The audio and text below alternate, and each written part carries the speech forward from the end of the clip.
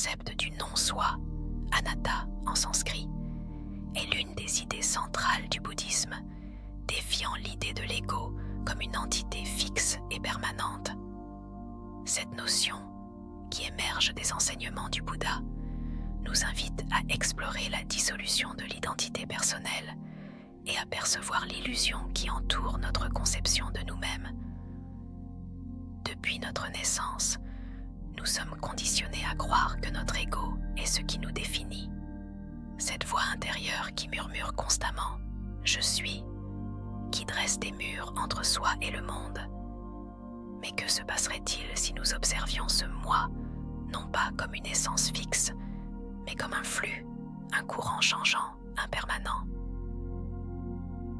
Le Bouddha nous enseigne que tout dans ce monde est soumis à l'impermanence, anicca. Rien ne subsiste. Nos pensées, nos émotions, même notre corps sont en perpétuelle transformation.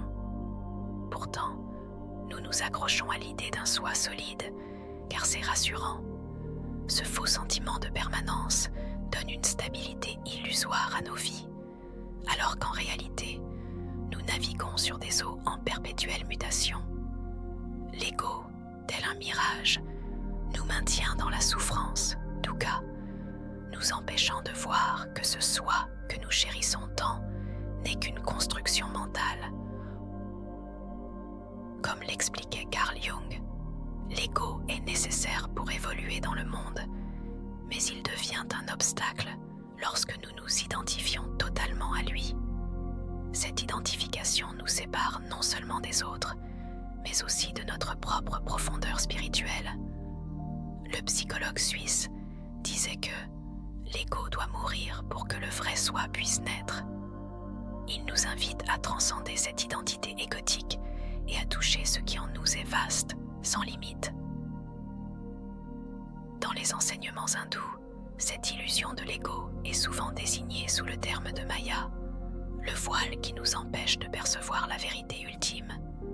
Le sage Ramana Maharshi répétait que si vous cessez de vous identifier au corps, l'ego se dissoudra de lui-même.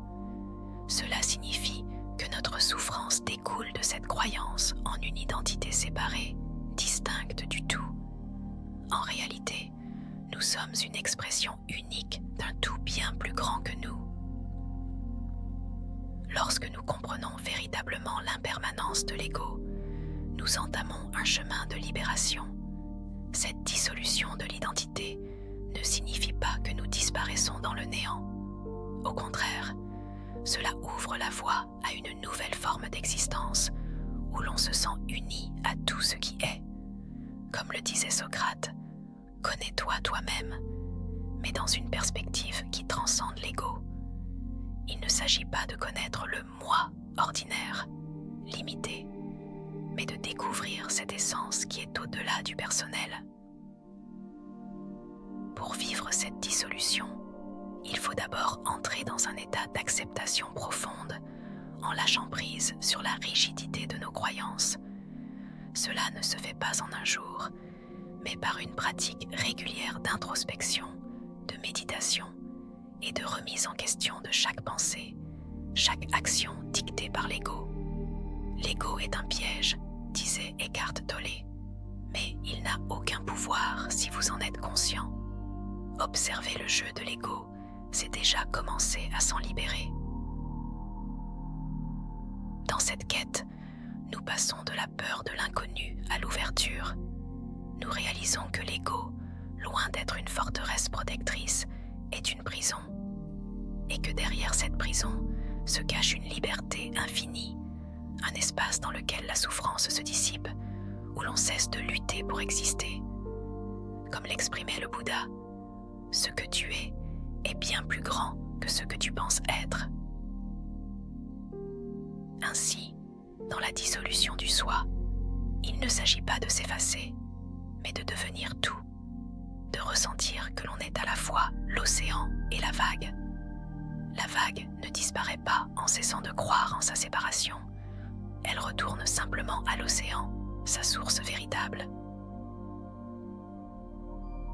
Bienvenue dans cette exploration de l'absence du soi, là où se trouve la véritable liberté, celle qui transcende le temps, les formes et le nom.